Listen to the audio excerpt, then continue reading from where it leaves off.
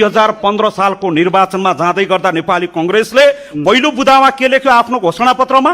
भूमि नभएका किसानलाई जग्गा दिइनेछ भन्यो। 51 को मध्यावधिमा भन्यो, 56 को निर्वाचनमा भन्यो, 64 मा भन्यो, 70 मा भन्यो, 74 मा भन्यो, 79 मा भन्यो, अस्तिको निर्वाचनमा पनि। अब केले रोक्यो? देखाउने खसी, खुवाउने फर्सी, त्यही पनि पर्सी भने जस्तो। यस्तो छ कि यिनीहरूलाई के भयो भने सुकुम्बासी बस्तीलाई चाहिँ यिनीहरूले भोटर ब्याङ्क बनाएको थिए।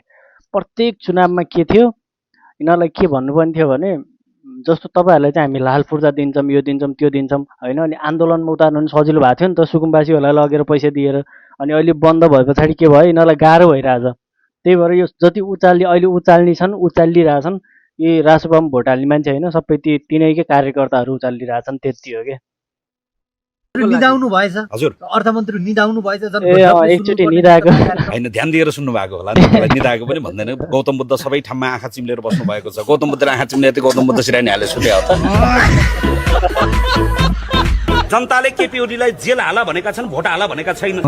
जसलाई मुद्दा लागेको छ उनले मुद्दा लड्ने हो, चुनाव लड्ने होइन। कांग्रेसलाई एकचोटि नमस्कार गर प्रधानमन्त्री हुन्छ भन्ने भइन हामी। एमालेसँग एकचोटि गएर बासँग फोटो खिचाउ त तँलाई प्रधानमन्त्री बनाउँछौ भने हामी यो पक्षमा छैनौँ। मलाई सांसद बनाइदिन्छु भने पनि पनि हात मिलाइदिनु। म पनि जाँदिनँ।